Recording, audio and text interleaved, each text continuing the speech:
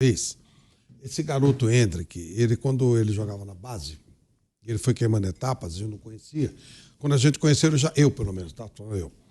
Quando eu conheci, ele já estava prestes a jogar na Copa São Paulo. E o pessoal dizia, pô, ele tem 15 anos. 15. Ele entra e queima etapas. Pô, aí sobe por time, bom, o time de cima é outra coisa. Vamos esperar um pouco e tal.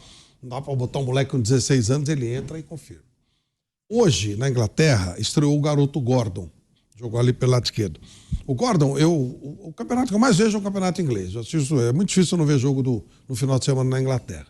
Esse menino Gordon, ele estreou ele estreou na seleção e ele é uma sensação no Newcastle. Ele não é um Hendrick, porque ele não tem o nível do Hendrick, nem de longe. Mas claramente o Gordon estava intimidado com o jogo. Claramente, ele não é isso. Ele é muito mais ousado, muito mais valente. O Hendrick estava jogando no campo do Palmeiras, cara. Estava jogando na. E o que ele fez na primeira bola que foi para ele? Impressionante. Você lembra o que ele fez na primeira bola, quando ele acabou de entrar? Você falou ele depois do gol, ele fazendo. Primeira bola ele dominou de letra tocando, assim, né? Então, por trás, assim. Folgado. Logo da primeira bola que jogador. Isso aí não tem como você não. Isso aí é o diferencial. É o cara que não tem, ele não importa onde ele está no foco daquilo que ele está fazendo e acabou, nada tira o cara do foco, ele estava focado. Eu estou em Wembley, dane-se. Eu estou em Barueri, dane-se, eu estou em Taquaritinga, dane-se. Não sente o jogo. Não, isso é muito importante, O Gordon, que é um belo jogador, não é um Hendrick, repito, mas claramente, não sei se vocês costumam vê-lo, ele estava intimidado, ele estava fazendo o óbvio, Jogadores espetaculares estrearam na seleção, e eu acompanhei, e fizeram, sabe, primeiro jogo e tal. Ele entrou rasgando, cara. Ele entrou, nossa, como ele entrou na estreia no Palmeiras, como ele entrou na Copa São Paulo. Ele queimou etapa de novo. Ele é o quarto jogador mais jovem a jogar pelo time do Brasil, em todos os tempos. E já é o quarto mais jovem a fazer gol. O Marca chama atenção para isso. Chamando também, lembrando que ele é o mais jovem a fazer gol em Wembley. E até o Marca brinca, quase nada, né? É um negócio impressionante. O cara não sentiu o Wembley. Tem jogo que a gente, como profissional, você entra naquele estádio, você fica intimidado. Né? Tem estádio que você olha e fala, nossa senhora. Comigo já aconteceu. Onde eu tô, né? Você fala, nossa, você vai num cantinho, faz uma oração, você fala, meu Deus do céu, onde eu estou, né? Ele entrou no gramado de Wembley como se estivesse na casa dele, naquele campeonato nacional que ele ficava fazendo aqueles treinos lá. Isso é uma coisa, isso aí é uma característica, isso é do cara. Nasceu para brilhar. Igual abriu o programa aqui hoje, nasceu para brilhar o Hendrick, né? E só tem 17 anos. Parece ter uma maturidade de gente muito mais velha jogando futebol. E tem, viu, Pedro? E tem. Sobre isso que o Zé lembrou, esse primeiro lance dele, o Nilson na narração ainda brinca, sem frescura, Hendrick. E aí, quando saiu o gol, eu falei, tá vendo só?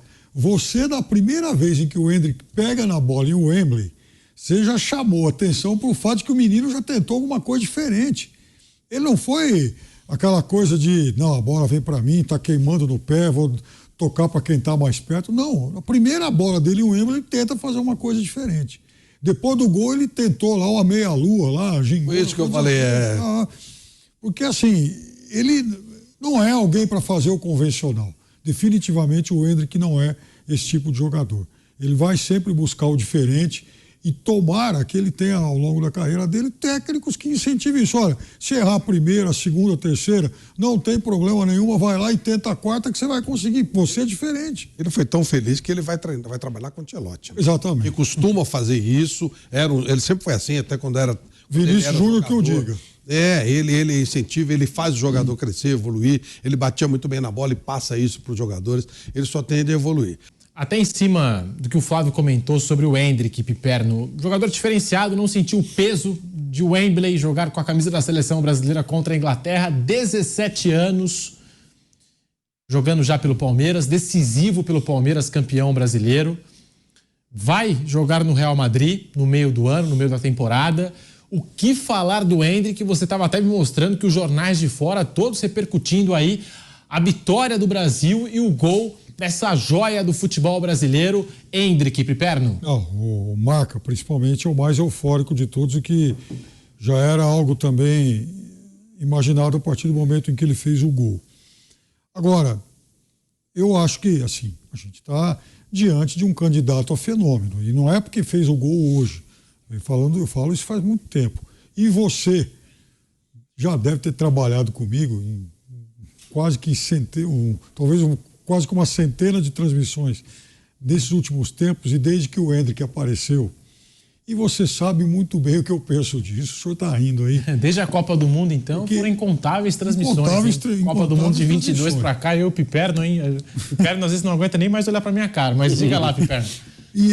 E assim, você se acostumou, você está de saco cheio de me ouvir falar naquele momento em que eu ficava rouco todo dia de criticar o técnico do Palmeiras, uma figura que eu admiro, e é sempre bom fazer essa atenuante, mas eu não, assim, eu achava um crime de lesa porco ter o Endrick no banco e o Palmeiras perdendo a Libertadores. Eu não me conformava, eu dava vontade de bater com a cabeça na parede. O Palmeiras tinha o Rony jogando mal, o Arthur jogando mal, entrava o Breno Lopes e o Endrick no banco. Nos 2 jogos contra o Boca Juniors, o Endrick joga 1 minuto lá na Bomboneira. Entrou com mais de 45 nos acréscimos, quase não jogou. E entrou só no segundo tempo no jogo de São Paulo. O Palmeiras era muito mais time que o Boca jogando mal e o Palmeiras com essa joia no banco.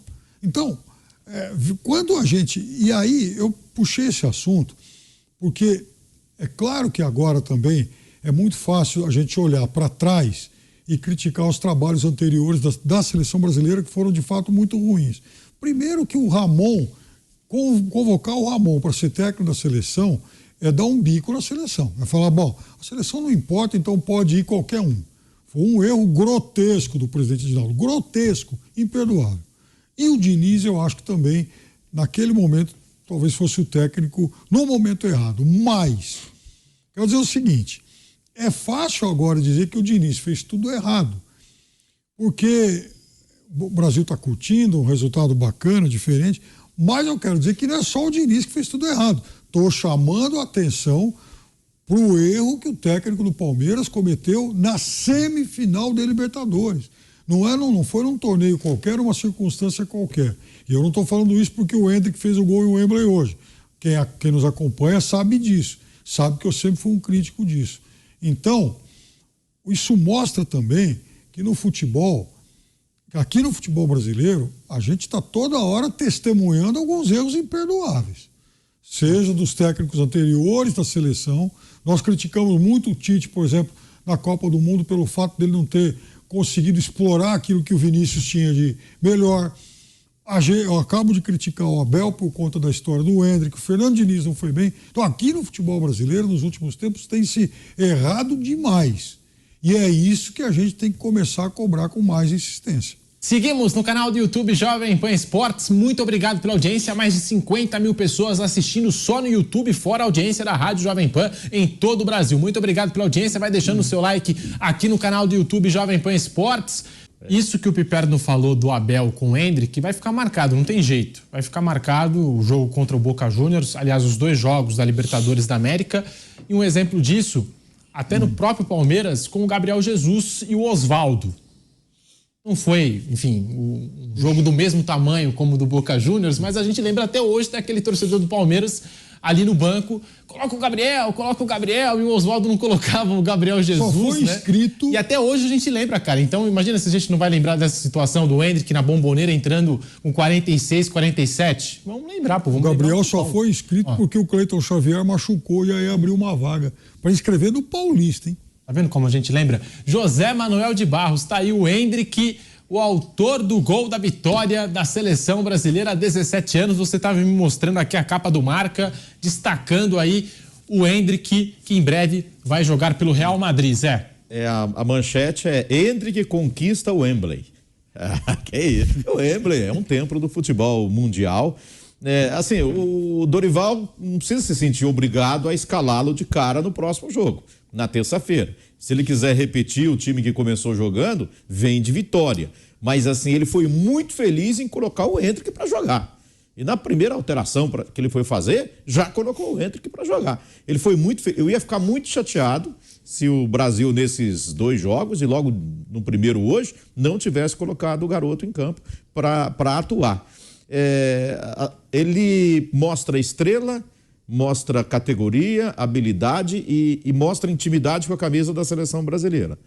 Não tem peso, como não tem a camisa do Palmeiras. Vocês falaram da cobrança para o Endrick começar a jogar antes e demorou para jogar com a camisa do Palmeiras. Eu já fui exagerado. Eu lembro que eu falava aqui que ele devia ter ido para o Mundial.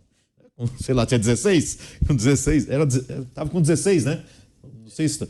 Acho que estava nessa transição de 15 para 16. Eu me lembro que eu podia ser exagerado na época, mas eu falava, cara, leva o moleque para o Mundial. Se você não quiser colocá-lo para jogar, mas leva ele aí. Que esse já teria rodagem de um Mundial, né? Não, imagina. Né? Acho que não tem ninguém que não seja fã. Olha, estamos de volta à Rádio Jovem Pan com Canelada, Inglaterra 0, Brasil 1 em um Wembley, gol dele, Endrick. José Manuel de Barros com a palavra. É isso. E eu acho que o Endrick, eu citava aqui a transferência dele para o Real Madrid, vai ter o Vini Júnior como exemplo. O Vini Júnior... Rodrigo também, mas o Vini melhora a cada temporada. E desde que saiu do Flamengo e se tornou jogador do Real Madrid, melhorou muito na tomada de decisão e também na finalização. O Endrick, ele tem aquela explosão, quando coloca na frente é difícil do zagueiro chegar, ele tem velocidade, ele tem um contra um, tem que melhorar a tomada de decisão e até mesmo a finalização, porque tem muita gente até aqui no chat do canal do YouTube Jovem Pan Esportes parabenizando o Endrick pelo gol, mas na sequência ele teve outra chance, não conseguiu fazer, enfim. Mas é algo que ele vai melhorar, porque tem 17 anos. E tem essa inspiração no Vini Júnior. Inclusive, eles são agenciados pelo mesmo empresário, pelo mesmo escritório. Diga lá, Zé. Então, no último lance do jogo, num contra-ataque, o Brasil ficou com 3 contra 1. Zagueiro, mais o goleiro. E, acertadamente, a bola foi cair nos pés do Endrick. Ele, o goleiro, e ele bateu em cima do goleiro. Mas faz parte. O Vinícius Júnior também perdeu, o Rodrigo perdeu o gol, o Paquetá também perdeu a oportunidade. Isso faz parte. O importante é que ele botou a bola na rede e garantiu a vitória da seleção brasileira. E as opções que ele dá ao Dorival Júnior, para ser homem de beirada, que eu acho que ainda falta um jogador para jogar ali do lado direito da seleção brasileira, pode ser ele. Pode fazer uma dupla ali com o Rodrigo revezando, né? Os dois, um entrando na área, o outro, os três, com o Vinícius Júnior também. Mas, e assim, a gente espera, eu torço muito para que o Neymar volte a jogar bola. Eu sei que tem muita gente que fala, você vai colocar Neymar para desmanchar esse ataque atual da seleção brasileira? Esquece, deixa ele para lá. Mas se ele voltar a jogar bola e tiver em grande fase, ele é titular na seleção brasileira. E aí você vai analisar e ver. É ele, Vinícius Júnior, Endrick, Rodrigo. Quanto mais melhor, gente. Quem tiver melhor, que jogue.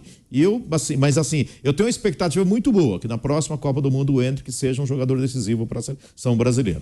E ele vai ganhar, né, Flávio, convívio com esses caras, né? Vini Júnior, Rodrigo. Eu falei do Vini Júnior, o Rodrigo também tinha uma história no começo dele do Real Madrid que era jogador de segundo tempo, que entrava no segundo tempo, incendiava o jogo, mas quando começava a partida já não era o Rodrigo, né? E ele melhorou isso, tanto que hoje é titular do Real Madrid junto com o Vinícius Júnior, e os dois, a cada ano, a cada temporada, só vem melhorando aí no número de gols, assistências, participações para gol. E o Endrick, no meio do ano, a partir do meio do ano, já vai começar a conviver com esses caras, com o Bellingham, quem sabe até com o Mbappé, se confirmar a transferência. Tinha um contexto que acho que é bom pontuar antes do Flávio falar, que é assim, tinha Benzema e tinha Vinícius Júnior. E aí tinha aqueles 4 do meio campo, que o Valverde jogava pro Kroos e o Modric e o Casemiro. Casemiro, Modric, Kroos, e aí o Valverde jogava em muitas partidas para dar, né, sustentação ali na marcação. Por isso talvez fosse mais difícil ainda para o Rodrigo.